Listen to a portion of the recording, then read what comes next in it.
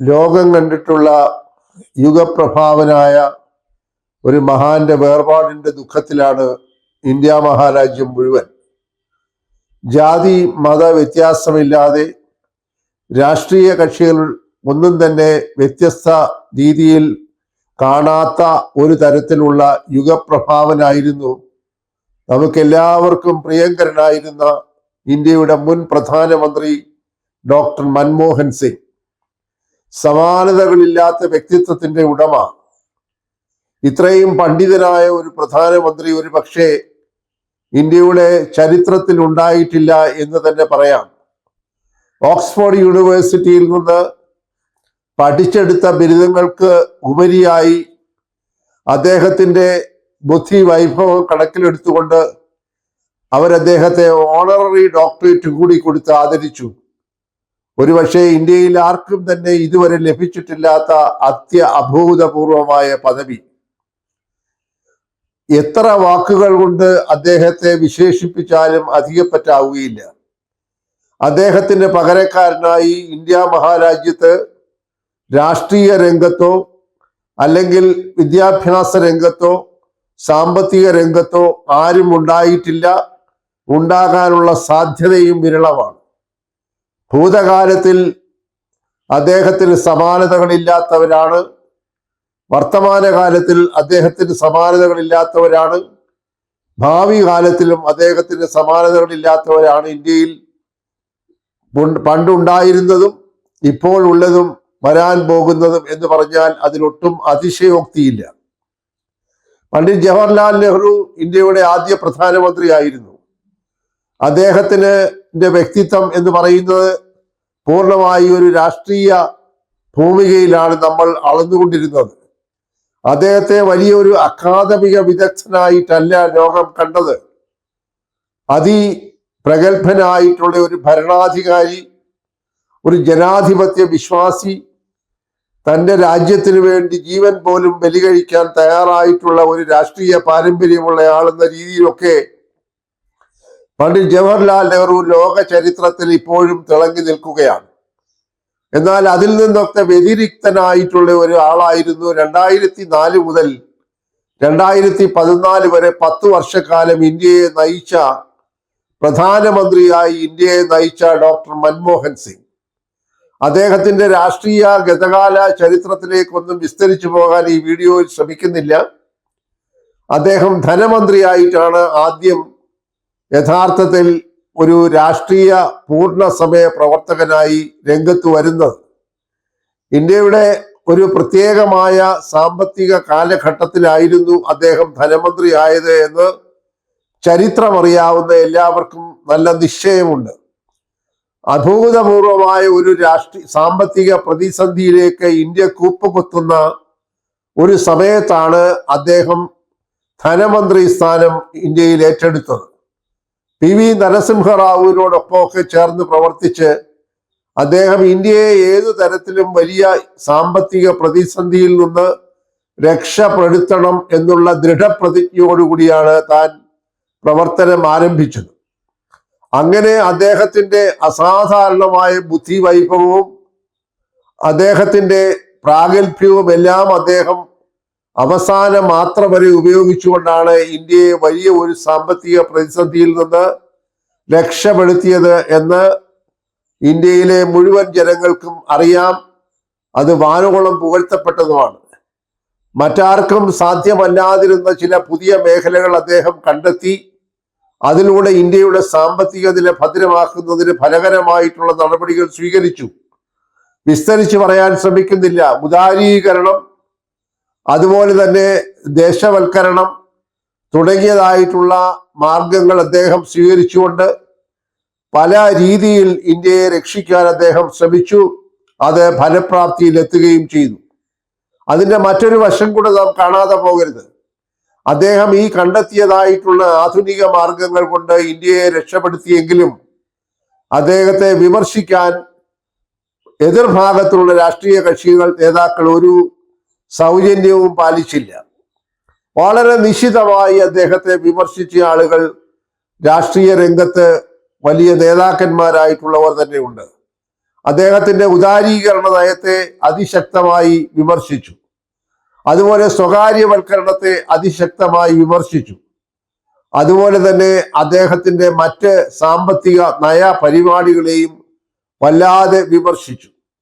എന്നാലും അതിനെയെല്ലാം വളരെ സമചിത്തതയോടുകൂടി ശാന്തമായി സ്വീകരിച്ച് അല്ലെങ്കിൽ ശാന്തമായി അംഗീകരിച്ച് ഖണ്ഡിതമായി പ്രതികരിച്ച ഒരു വ്യക്തിത്വത്തിന്റെ ഉടമയായിരുന്നു മൻമോഹൻ സിംഗ് എന്ന് പറഞ്ഞാൽ ഒട്ടും അതിശയോക്തിയല്ല. അദ്ദേഹത്തിന്റെ ഏറ്റവും പരമപ്രധാനമായിട്ടുള്ള മറ്റൊരു സവിശേഷതയായി ഇന്ത്യയിലെ മാത്രമല്ല ലോകത്തിലെ മാധ്യമ പ്രവർത്തകർ പറയുന്നത് 10 വർഷം പ്രധാനമന്ത്രിയായിരുന്ന ശ്രീമാൻ ഡോക്ടർ മൻമോഹൻ സിംഗ് 117 വാർത്താ സമ്മേളനങ്ങളിലാണ് അദ്ദേഹം നടത്തിയത്.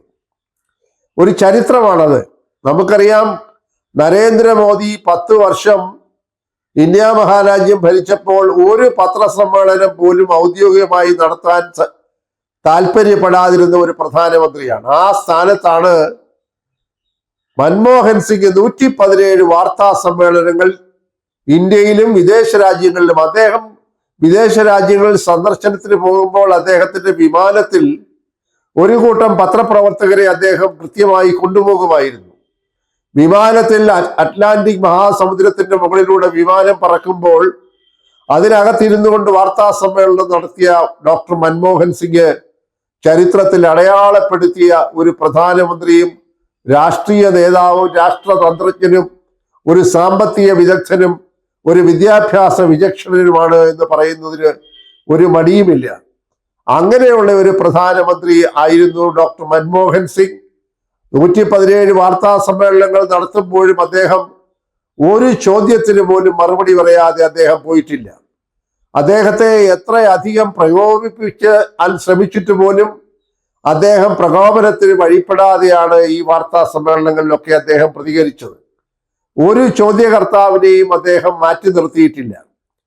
നമ്മുടെ വലിയ പ്രശസ്തനായിട്ടുള്ള കേരളത്തിന്റെ മുഖ്യമന്ത്രിയായ ശ്രീമാൻ പിണറായി വിജയൻ മാധ്യമ പ്രവർത്തകരെ കാണുമ്പോൾ കടക്ക് പുറത്ത് എന്ന് പറഞ്ഞത് മലയാളികൾക്കൊക്കെ നല്ല ഓർമ്മയുള്ള കാര്യമാണ്. അതുമായി താരതമ്യപ്പെടുത്തുന്നത് തന്നെ ശരിയല്ല. എങ്കിൽ പോലും ഒരു സംസ്ഥാനത്തിന്റെ മുഖ്യമന്ത്രി മാധ്യമ പ്രവർത്തകരോട് കാണിച്ച അസഹിഷ്ണുതയും ഒക്കെയായി താരതമ്യം ചെയ്യുമ്പോൾ എത്ര വലിയ മനസ്സിന്റെ ഉടമയായിരുന്നു ഡോക്ടർ മൻമോഹൻ സിംഗ് എന്നുള്ളത് പകല് പോലെ വ്യക്തമാണ്. എന്തുകൊണ്ടാണ് അദ്ദേഹത്തിന് മാധ്യമ പ്രവർത്തകരെ ധൈര്യപൂർവ്വം നേരിടാൻ കഴിഞ്ഞത്? കാരണം അദ്ദേഹത്തിന്റെ കൈകൾ ശുദ്ധമായിരുന്നു. അദ്ദേഹത്തിന്റെ പ്രവർത്തന രീതി സുതാര്യമായിരുന്നു. അദ്ദേഹത്തിന് യാതൊന്നും മറച്ചു വെക്കാൻ ഉണ്ടായിരുന്നില്ല.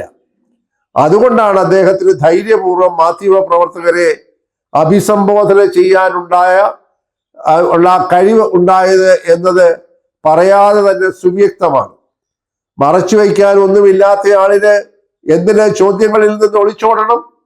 അപ്പോൾ മാധ്യമ പ്രവർത്തകർ ചോദിക്കുന്ന എല്ലാ ചോദ്യങ്ങൾക്കും വളരെ വ്യക്തമായ നിയതമായ മറുപടി പറയുന്നതിൽ അദ്ദേഹം അസാധാരണമായ കഴിവും ശാന്തതയുമാണ് കാട്ടിയത്.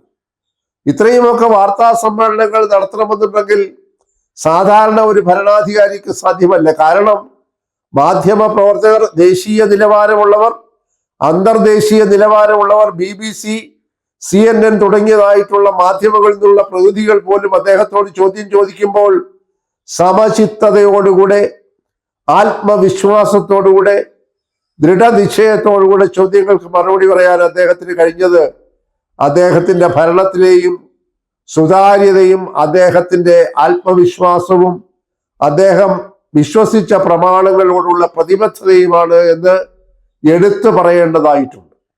ഇങ്ങനെ ഒരു പ്രധാനമന്ത്രി ഇന്ത്യക്ക് എക്കാലവും അഭിമാനമായിരുന്നു. ഒരു പ്രധാനമന്ത്രിയോടും അദ്ദേഹത്തെ താരതമ്യപ്പെടുത്താൻ സാധ്യമല്ല. അദ്ദേഹം ദുർബലനായ പ്രധാനമന്ത്രിയായിരുന്നു. അദ്ദേഹത്തെ ഇംപീച്ച് ചെയ്യണം, അദ്ദേഹത്തിന് സഹപ്രവർത്തകരുടെ മേൽ നിയന്ത്രണമില്ലായിരുന്നു, അദ്ദേഹത്തിന് പുറകിൽ നിന്നുകൊണ്ടാണ് ചില ആളുകൾ നിയന്ത്രിച്ചത് എന്നൊക്കെ വളരെ ശക്തമായ ആരോപണങ്ങൾ അദ്ദേഹത്തിനെതിരായിട്ടുണ്ടെങ്കിലും ഒരക്ഷരം പോലും അദ്ദേഹം ആ ഭാഷയിൽ പ്രതികരിക്കാതെ എല്ലാറ്റിനെയും സന്മനസ്സോടുകൂടെ സ്വീകരിച്ചുകൊണ്ട് അദ്ദേഹം പതറാതെ മുന്നോട്ട് പോയ ഒരു ചിത്രം ഇന്ത്യയുടെ എല്ലാ കോണിലും ഇപ്പോഴും തെളിഞ്ഞു നിൽക്കുകയാണ്.